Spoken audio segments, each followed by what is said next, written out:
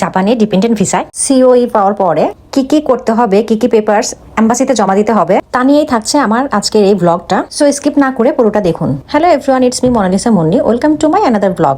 আমার ইউটিউবে প্রচুর কমেন্ট পাই সিওই পাওয়ার পরে কি কি পেপারস লাগবে, কিভাবে এম্বাসি ফেস করবেন, কি কি করতে হবে, সব মিলিয়ে একটা ভিডিও আজকে তৈরি করব, কারণ সবার প্রশ্নের উত্তর দেওয়া আমার পক্ষে সম্ভব না। সেই জন্য ভাবলাম একটা ভিডিওই বানিয়ে ফেলি, ভবিষ্যতে যেন সবাই দেখতে পায়, সার্চ দিলেই পায়, কারণ এটা খুবই ইম্পর্টেন্ট একটা টপিকস যে সিওই পাওয়ার পরে কী কী পেপারস লাগে। কারণ আমিও এই প্রবলেমটা ফেস করেছি যখন আমার সিওই বের হয়েছিল, তখন কী কী লাগবে, কী কী লাগবে না, ডকুমেন্টস কীভাবে সাজাবো, সেই নিয়ে আমি পুরো ইউটিউব ঘেটে ঘেটে কোনো ভিডিও পাইনি তেমন কোনো। তো ছোটো ছোটো যেগুলাই ভিডিও পেয়েছিলাম ওগুলা থেকে কালেক্ট করে নিয়েছিলাম, আর আমার পরিচিত কিছু মানুষ ছিল তাদের কাছ থেকে শুনে শুনে আমি আমার পেপারসগুলো সাজিয়েছিলাম। সিওই পাওয়ার পরে এক নম্বরে যেটা লাগবে সেটা হলো অ্যাপ্লিকেশন ফর্ম, আর অ্যাপ্লিকেশন ফর্মটা পাবেন আপনারা গুগল থেকে আপনাদের ডাউনলোড করে নিতে হবে।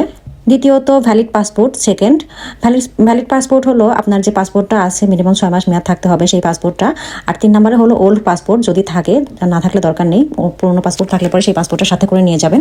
4 নম্বরে যেটা লাগবে সেটা হলো 2 কপি ছবি। 2 কপি ছবি হলো কি কত সাইজের লাগবে সেটা আপনারা একটু সার্চ দিয়ে দেখে নেবেন, কারণ এটার ক্রাইটেরিয়া অনেক সময় চেঞ্জ হয়, একরকম থাকে না। 5 নম্বরে যেটা লাগবে সেটা হলো সিওই পেপারসটা, যে সিওইটা আপনি পেয়েছেন সেটার সাথে রাখবেন। 6 নম্বরে হলো ম্যারেজ সার্টিফিকেট। ম্যারেজ সার্টিফিকেটটা আপনারা বাংলা ইংলিশ দুটোই নিয়ে যাবেন।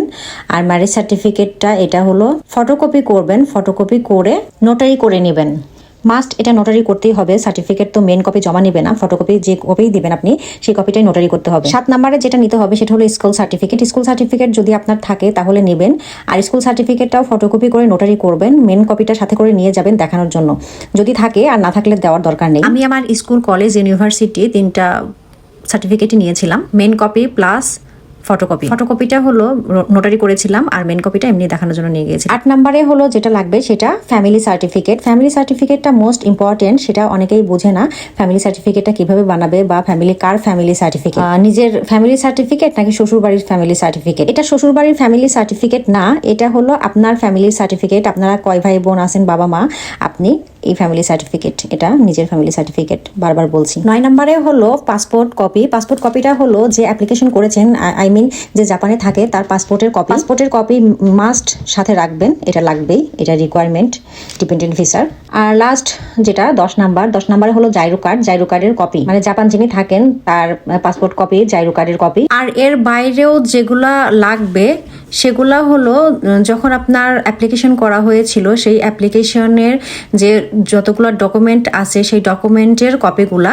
That means dependent visa application করতে যে পেপারসগুলা লেগেছিল সেই পেপারসগুলো পুরোটাই আপনার লাগবে। আর তখন যদি কপি করা না থাকে তো এই কাগজগুলো আবার নতুন করে তুলতে হবে। আর কি কি পেপারস লাগবে, কি কি পেপারস লেগেছিল সেগুলোর জন্য আমার আগের ভিডিওটা দেখতে পারেন, সেখানে সবকিছু ডিটেলস দেওয়া আছে। এই পেপারসগুলো যখন কালেক্ট হয়ে যাবে তখন আপনি এম্বাসি ডেট নিবেন। এম্বাসি ডেট নিতে হবে। এম্বাসি ডেটের জন্য আপনাকে মেইল করতে হবে, সরাসরি এম্বাসিতে গেলে হবে না, বা ফোন দিলেও হবে না, আপনাকে মেইলই করতে হবে। করার পরে আপনাকে মেইলের অ্যান্সারের জন্য ওয়েট করতে হবে। আর এম্বাসিতে কিন্তু সবগুলা হলো মেন কপি নিবেন, তারপরে ফটোকপিও করে নেবেন, কারণ তারা মেন কপি দেখতে চায় আর ফটোকপিগুলা জমা নেয়। আর পেপারসগুলো যখন সবকিছু আপনার হাতে পাবেন সেগুলো আপনি 3টা কপি করে রাখবেন, ফটোকপি 3 সেট করবেন। এক সেট যেটা আপনি বাসায় রেখে যাবেন, আর এক সেট আপনি জমা দিবেন, মানে 2 সেট আপনি হাতে করে নিয়ে যাবেন, এক সেট তারা রেখে দিবে এম্বাসিতে, আর এক সেট আপনাকে ফেরত দিবে। তবে আপনার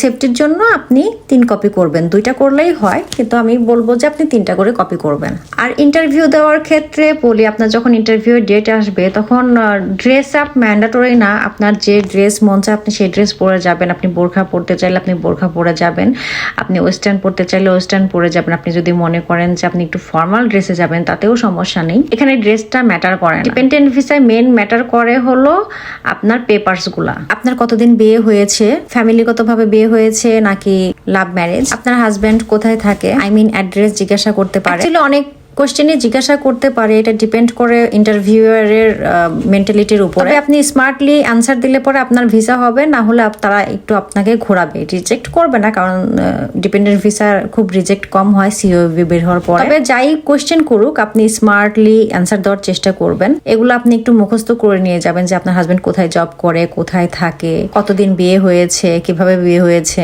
সো ইন্টারভিউয়ে কনফিডেন্টলি অ্যান্সার দেওয়াটাই হলো মেন। অ্যাপ্লিকেশন ফর্মটা কিভাবে পূরণ করবেন সেটা যদি আপনারা জানতে চান তাহলে অবশ্যই আমি নেক্সট টাইমে আরেকটা ভিডিও বানাবো অ্যাপ্লিকেশন ফর্ম নিয়ে, নিজে নিজে কিভাবে অ্যাপ্লিকেশন ফর্মটা পূরণ করতে হয় সেটা নিয়ে।